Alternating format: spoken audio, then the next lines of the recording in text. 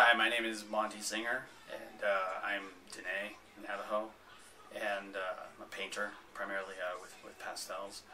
I'm Tutniskutni, which is Tangled Water people on my mother's side, and born for Natkai Diné, the Mexican clan on my father's side. I've been doing India market for 2 years now. I think the emotional connection for it, well, obviously because it's my niece, and very, very attached to her, and she's almost like my daughter in some ways, because I don't have any kids. But the other thing too is that growing up, I just remember certain attitudes towards biracial children. I had a few cousins, distant cousins, who were half black and half Navajo, and I remember just sort of like disparaging jokes at their expenses being made by other relatives of mine, and I saw that consistently, throughout as I was growing up. So that's something that just kind of always bothered me, just sort of the inherent racism about it. And so as I got older, and my sister ended up marrying a black man, and my niece was born, I was just overjoyed about it. And it was funny to note that some of the people in my family who made those disparaging remarks, flipped and did a 180 and were totally accepting of my niece. And I don't know if that's because of changing attitudes, some sort of growth on their part, but it's just something that I just always felt consistently about the biracial aspect, and that I've never had that problem with it, and I think some of that still kind of exists to this day. And so again, that's where I kind of like to address it. And there's some sort of subtle anger about the way biracial children are treated within the tribe. So it's kind of my way of saying something about it too.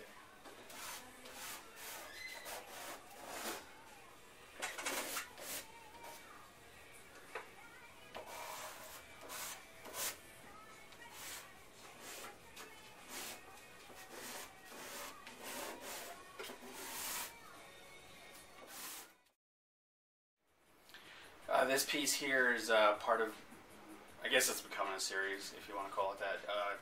There's the title of it is Fetal Alcohol Syndrome, and it's going to be part 2 in the whole series. Because the first one I painted was the bottle and the fetus inside the bottle, and that was a bigger painting. Actually, Sheldon Harvey bought that piece, and so this is the second one.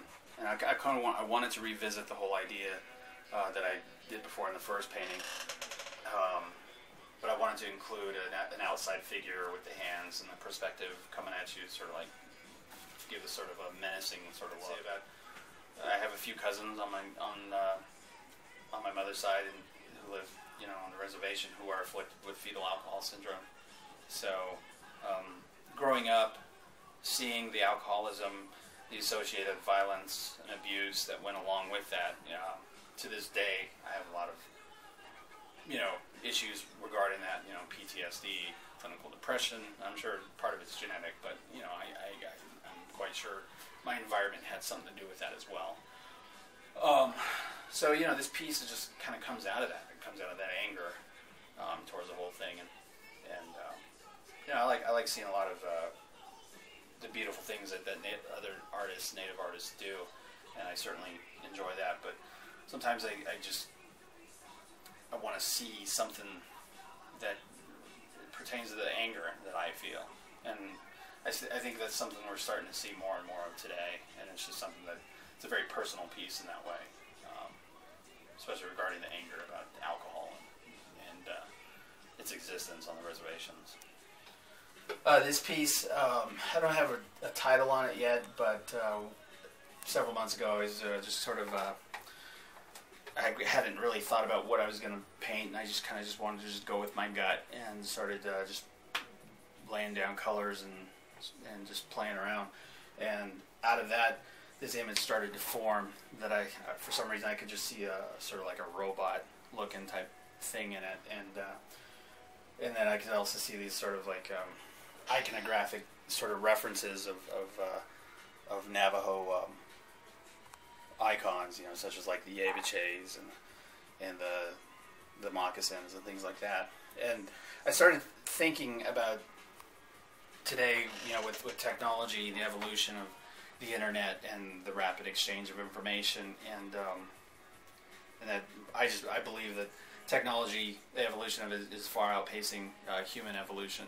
You know, I kind of look at it as sort of like just still, you know, apes in some sense, and there's like an animalistic nature of us, and you know, our primal responses aren't as sophisticated as, say, you know, fiber optics or something like that. Today, with one of the issues with Native Americans is, you know, the preservation of our languages, our songs, our ceremonies, our traditions, and things like that, and that's constantly always an issue. And I know that I'm certainly guilty of the degradation of that, because Navajo was my first language, and English is my second.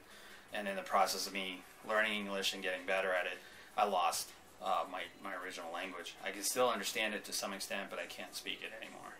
I've come upon this whole idea of taking images from nature and blowing, you know, having this sort of like image where it's like right in your face. It's not like a traditional landscape where you see something, you know, you have a definite middle ground, foreground, and, you know, something way off in the distance. And I wanted something that was sort of like just kind of just in your face, sort of like very confrontational.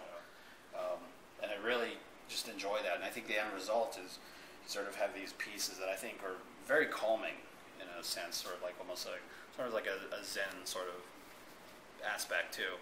And it seems kind of apropos that I would do this because growing up, all I did was check out rocks and stuff like that. I remember the first time I got done herding sheep with my grandmother for the summer, and she gave me my pay for the summer with herding sheep.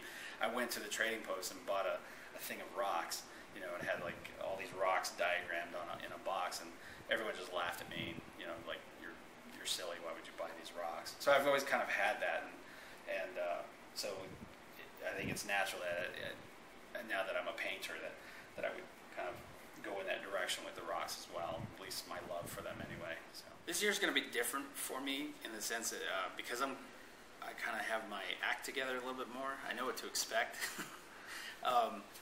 In terms of that, I think I'm a little bit more panicked because I know how good some of the other artists are and what they're going to bring to the table, and so I have to keep on my toes as well. So I'm excited about seeing the other work that people are going to bring, and I'm excited.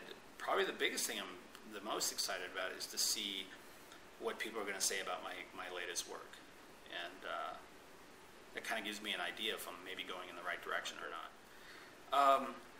To me, Indian market is kind of a mixed bag of emotions because there's a lot of, in terms of exposure, it's the best venue out there, I think, for any native artist to get into. So I really like that part, the fact that in 2 single days, my work's probably going to be seen by more people than could possibly be seen in a year. This piece here, it's an oil painting attempted last year around probably the winter time, and it's a departure from what I normally do with nudes, and although I don't know if that was like the intention. The intention more was to kind of just break from that sort of tight, very tight, controlled aspect in my painting, because everything, you know, in my other nudes is just very controlled in some way, and I like and I hate that aspect of my painting, and so I was trying to do stuff to break out of it, and this is the piece that I was experimenting with, and I was looking at some books with the paintings by Richard Schmid, and I really love his landscapes and his nude figurative painting, and it has a lot of this sort of, like with the abstract qualities in the background, there's a lot of this aspect in his paintings and his figurative paintings as well, and so that was this sort of the whole idea there, and one of the things I came to realize afterwards, after doing it, that in terms of tone, mood, ambiance, it was completely different from the other figurative work that I've done.